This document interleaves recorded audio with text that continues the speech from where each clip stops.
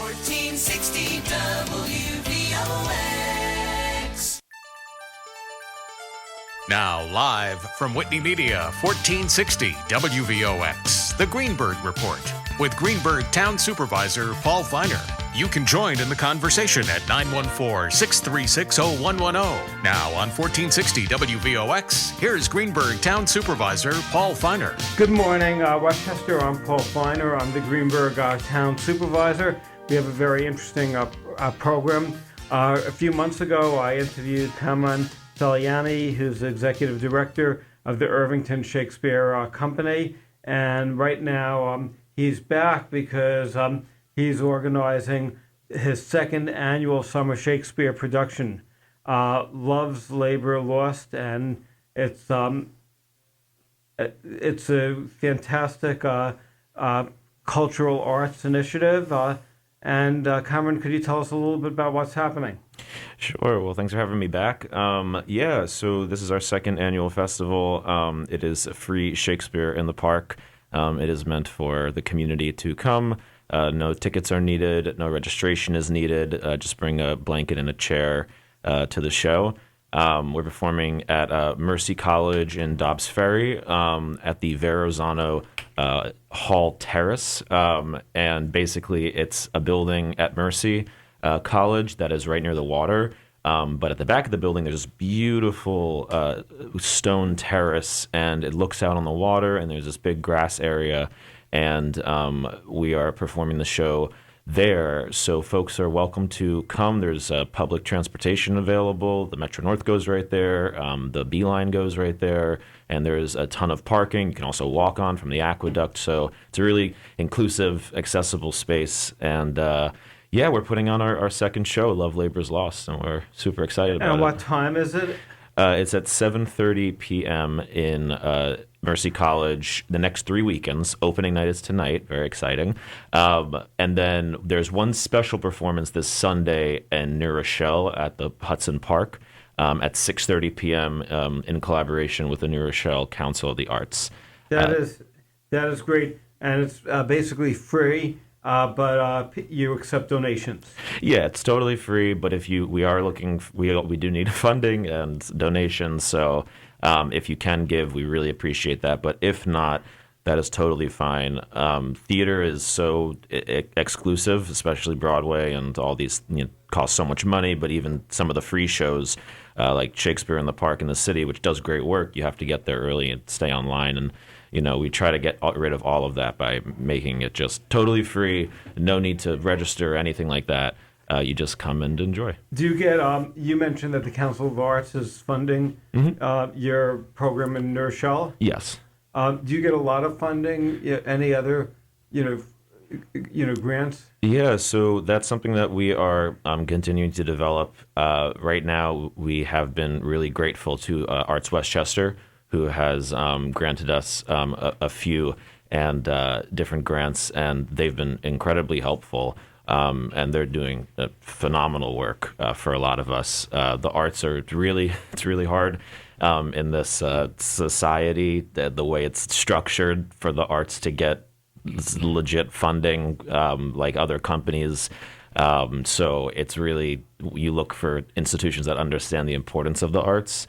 And Arts Westchester does. We always are reaching out to folks that would be interested in sponsoring us, and if you are, please reach out to shakespeare.org. We're on our fundraising journey. The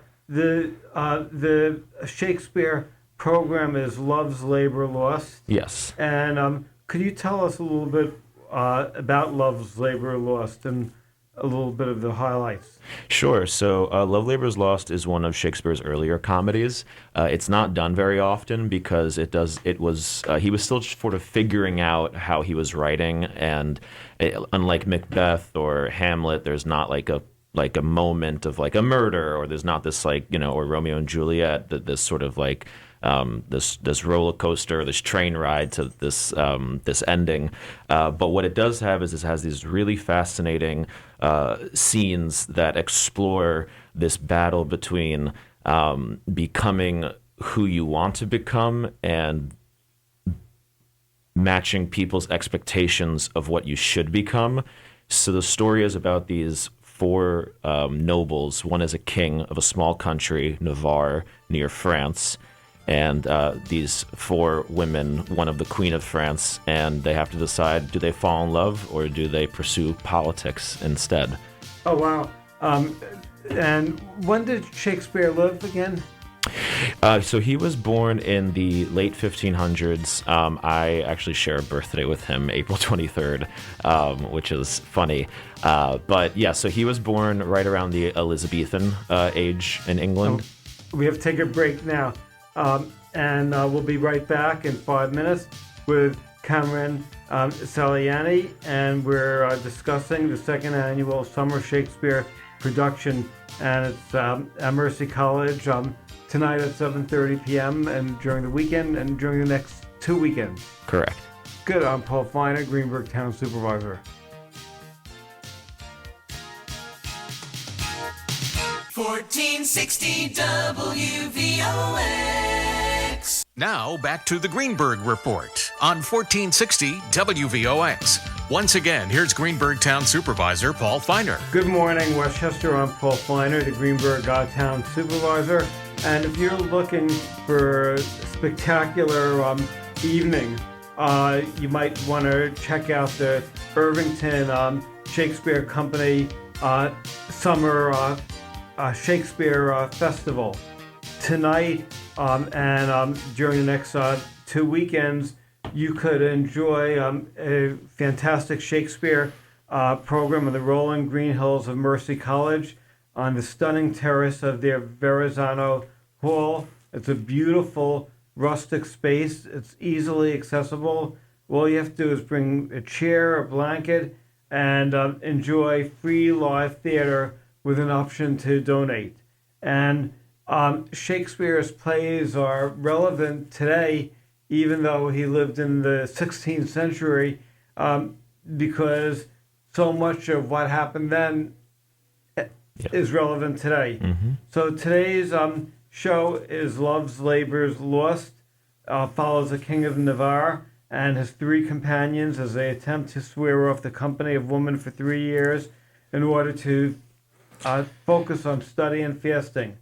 But when the Princess of France and her ladies arrive, it gets complicated. So the show explores themes of masculine love, desire, reckoning, and rationalizations, and reality versus fantasy. So it's something that I think people would really enjoy. And Kamran, could you tell us again the dates of the shows? Yeah, so it's tonight is opening night. And today is July 15th. Right. So we'll have shows tonight and tomorrow at Mercy College at 7:30 p.m. We will have one special performance on Sunday at 6:30 p.m. at the Hudson Park in New Rochelle. And then the rest of the show next weekend and the weekend after, each show will be back at Mercy College for the rest of the run. At 7:30 p.m. each night, closing on July 31st. That's great. Could you tell us a little bit about who's on your team, some of the performers? Sure. So last year it was a lot of folks that trickled in from New York City and some other places, but this year I really am trying to bring it home to Westchester. So we have a bunch of local folks. We have Keturah Brown, an actor from White Plains, Emma Freeman from Chappaqua, Jonah and Sarah Scott from Irvington with me. We have Jane Abbott from Irvington. We have Tracy Redmond from Dobbs Ferry, Julia Schonberg from Tarrytown, a lot of local folks. My mission is also to create an inclusive environment. I'm half Iranian, so I really wanted to find someone of Middle Eastern descent as well. And an actress from the city, Sada Bitar, who is a Lebanese immigrant. She's from Beirut. She showed a lot of interest, and she is actually staying in Irvington for the duration of the show at a local immigration activist's house, Kay O'Keefe. So yeah, I really tried to make the show as locally based as possible, because a lot of the problem with local small scale professional theater is that it's you lose a lot of actors to this like idea that you have to go to certain places to audition, and then those places become saturated, and great actors will get lost in sort of the mundane numbers game of auditioning and whatnot.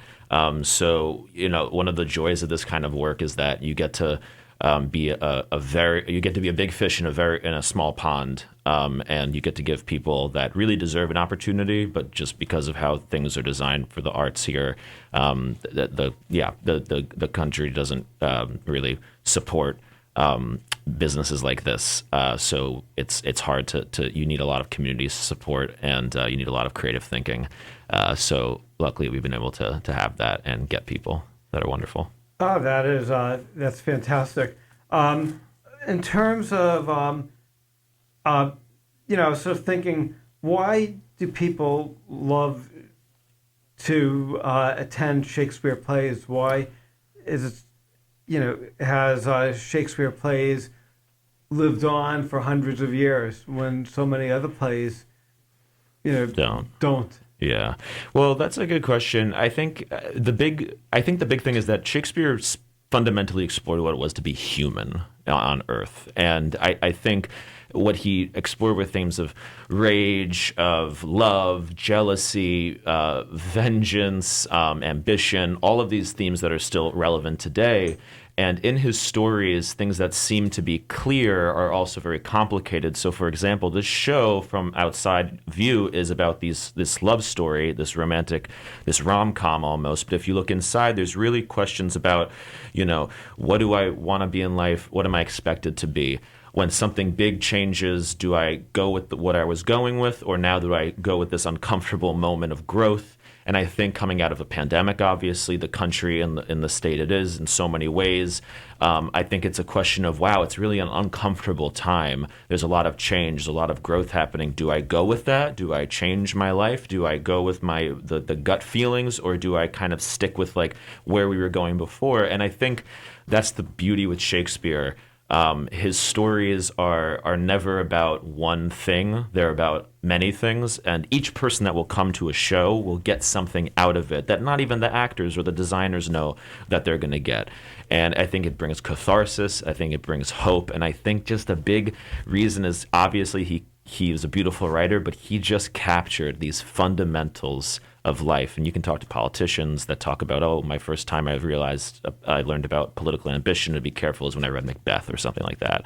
I think Bill Clinton said that like 20 years ago. Oh, wow. So yeah, it's really, he captured something, and that's why it lives on for generations. When you decided to go into this business and start the Irvington Shakespeare Company, mm-hmm. Were you considering other options before? How did you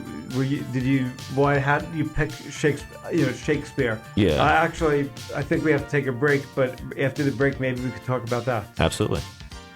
I'm Paul Feiner, Greenburgh Town Supervisor.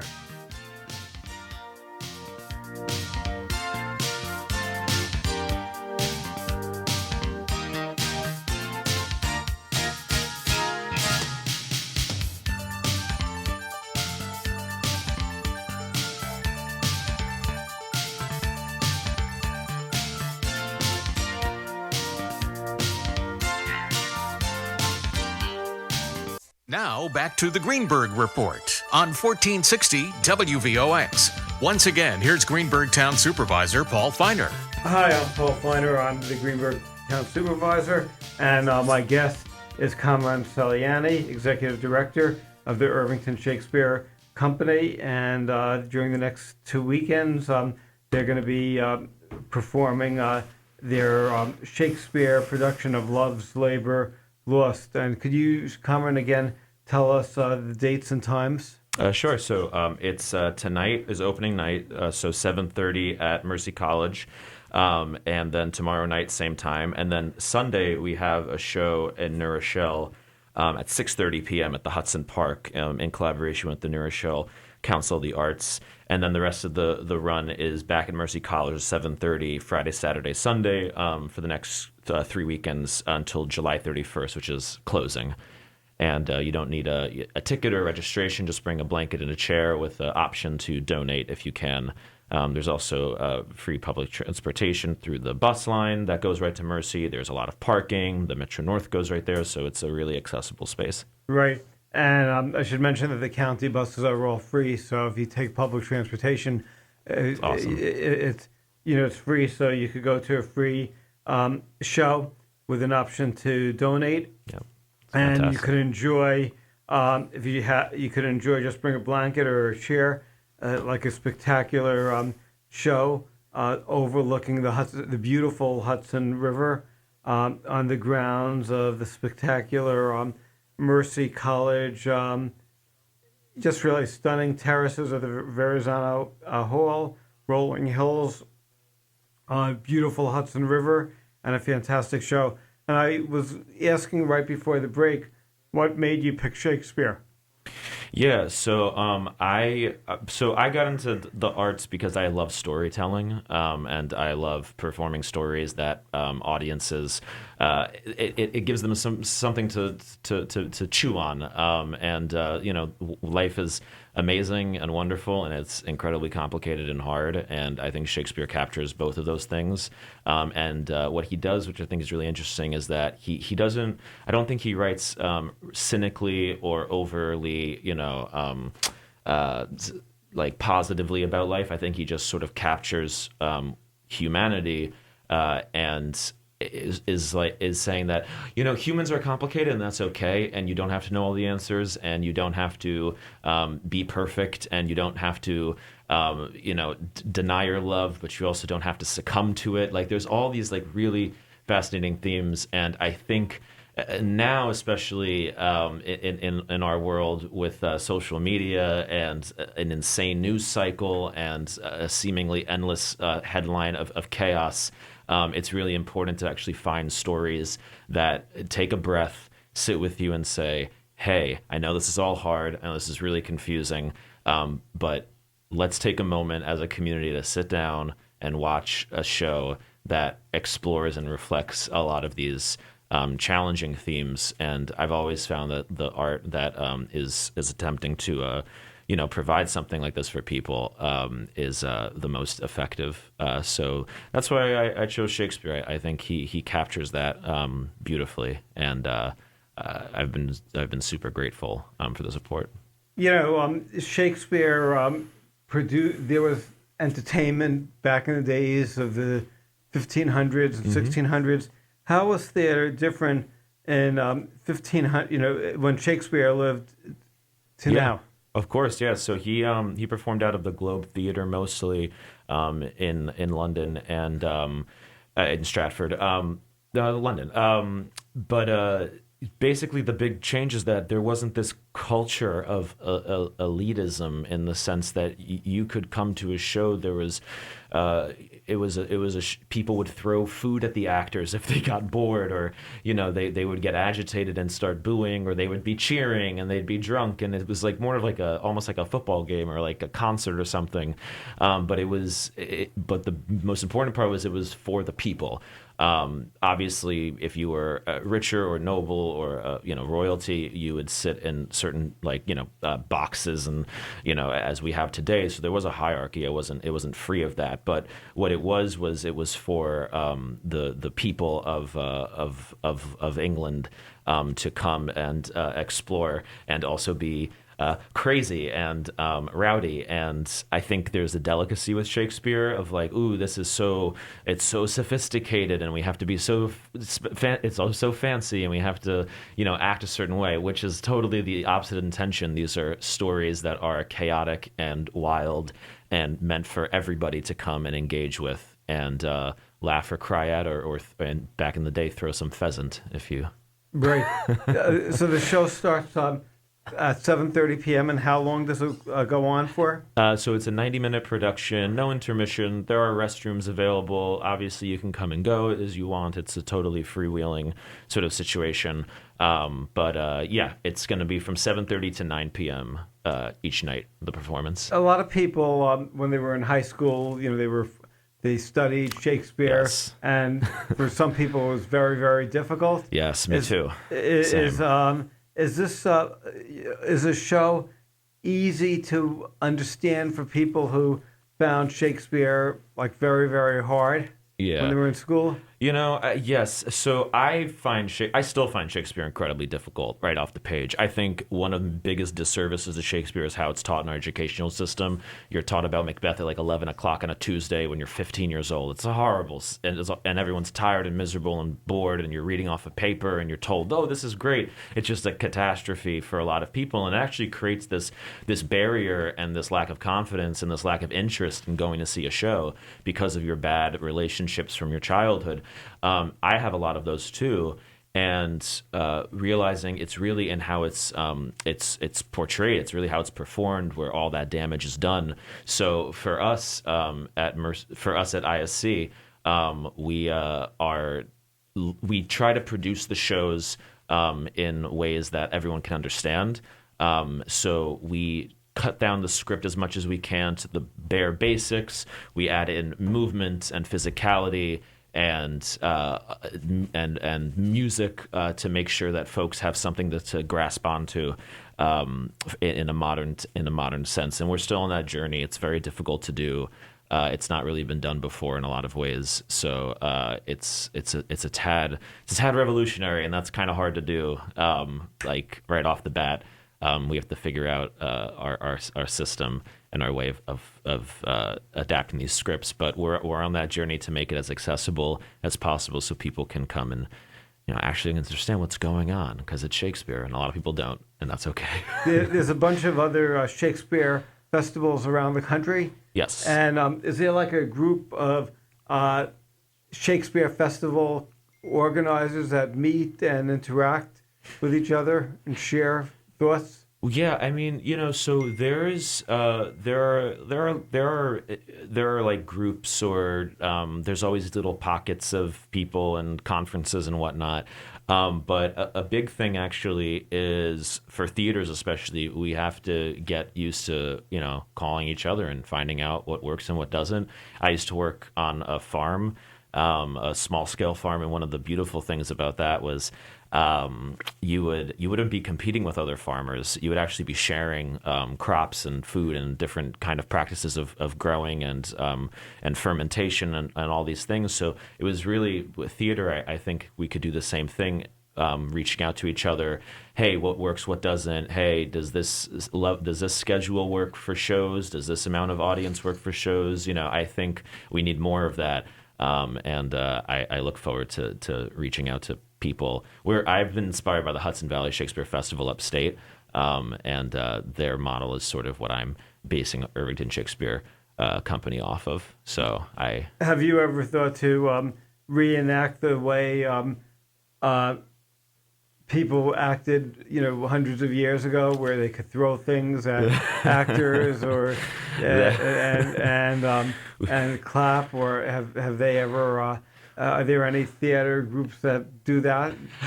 Yes, I will have to reach out to my insurance before we did any of that. But there are theater groups that really go back and they try to they try to reflect what it was like back then, more so in what the actors do than what the audience can do. But the idea that it shouldn't just be people sitting in a seat staring at a stage and nodding, contemplatively as they watch. There's a show called Sleep No More in New York City where you can walk through an entire building and go to different scenes of Macbeth and see what's going on throughout the show. So there's really unique ways of producing Shakespeare that are inspired from what it was back in the day, but leaves out the tomatoes being thrown. What shows did you have last year? So we did 12th Night last summer at the O'Hara Nature Center in Irvington. It was our inaugural production, and it was beautiful. We would have loved to have been back there, but I realized that the space was not very inclusive. It's in a beautiful park, but you need a car. You need it doesn't have a lot of accessibility at the space, so it would be hard if you're a person with a disability to make it to the theater. So unfortunately, we had to move from there. But it was a gorgeous event, and was an inspiration to keep going. We also had a production called Acting Shakespeare a few months ago that we produced at Mercy College, which is an old Ian McKellen show from back in the 1980s, and he actually gave us special permission. I have a handwritten note. It's very exciting from Sir Ian giving us permission to revive the show. And that show really helps with the mission of making Shakespeare accessible and opening up his works as it's an exploration of monologues and stories. So it's been an exciting year. Great. So we have to take another break. My guest is Kamran Saliani, and we're talking about the Shakespeare Irvington Festival. And could you give us the dates and times again? Sure. So we open tonight at 7:30 p.m. in Mercy College. Then tomorrow night we'll be back at Mercy at 7:30. And then Sunday we'll be at Hudson Park in New Rochelle, and the rest of the show each weekend will be at Mercy College till July 31st at 7:30 p.m. That's great. I'm Paul Feiner, Greenburgh Town Supervisor. We'll be back in a few minutes.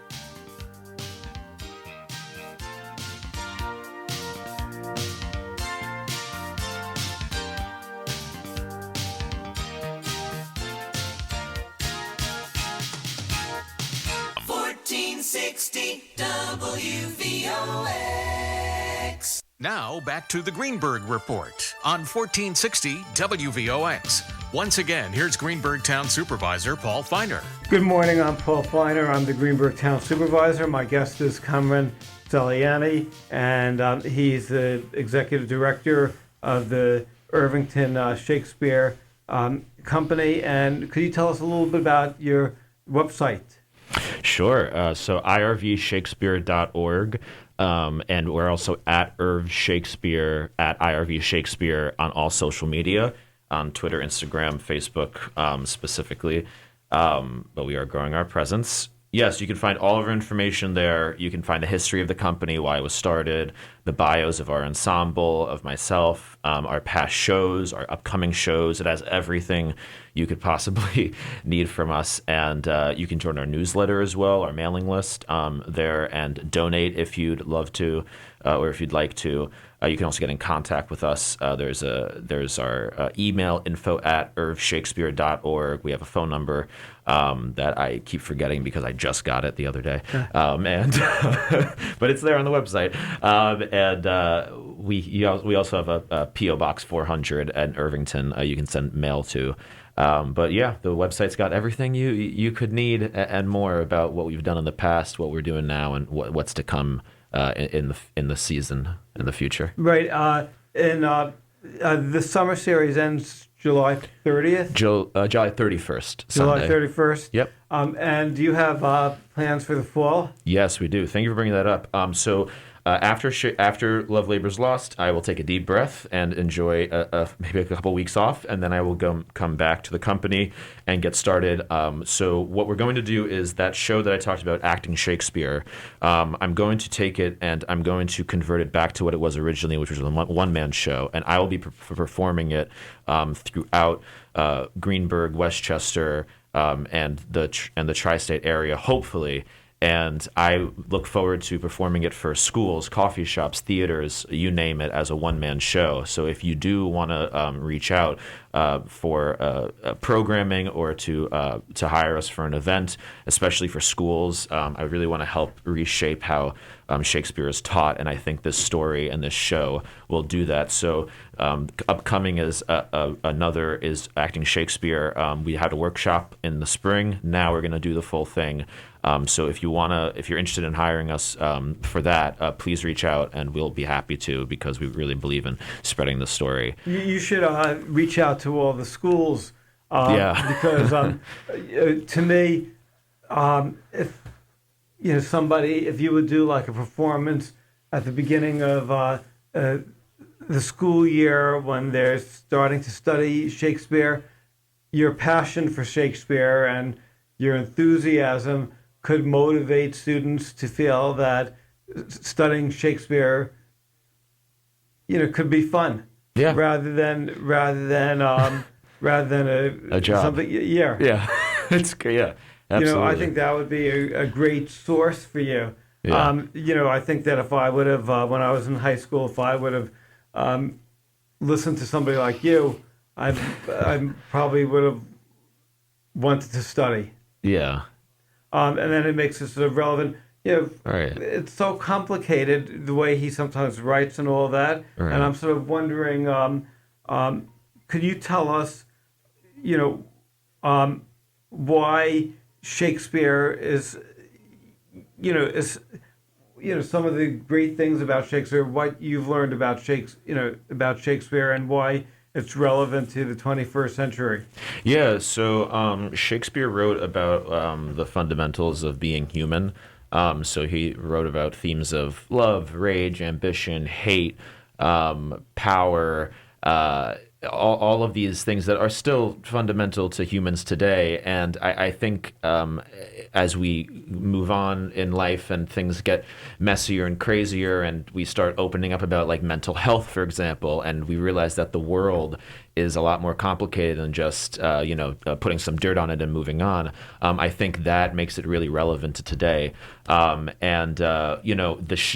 language is incredibly confusing. It can be very difficult. And in the theater world, there's an idea that if you understand Shakespeare as an actor, you will be able to portray that to people.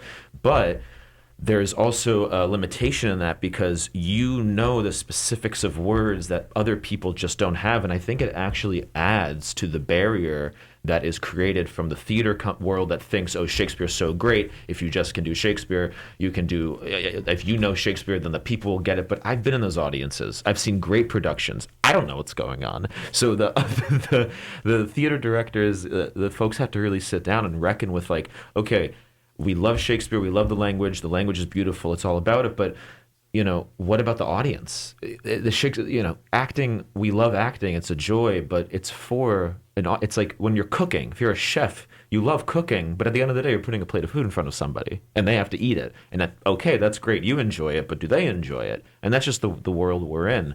So I think there needs to be a reckoning with this text is so amazing. And it's so exciting and thrilling and captivating. But if we don't approach it in a more respectful way to the modern audience, especially the next generation of people whose attention span is like because of social media, you need to be like, okay, how do we get people to take a breath and sit here and actually engage with the show instead of just forcing them to watch something or telling them how good it is? It's a hard question. I'm still on that journey because it's definitely not one that a lot of people go through or attempt to address, and it's a challenge. But we're excited. I think each show that we do, we're getting closer to that goal. And the folks that we work with, the cast and crew that I try to bring on, coming with an open mind, and that thinking is super important. But we look forward to keep having feedback from audiences as well to see how we're doing. Do you write all the scripts yourself?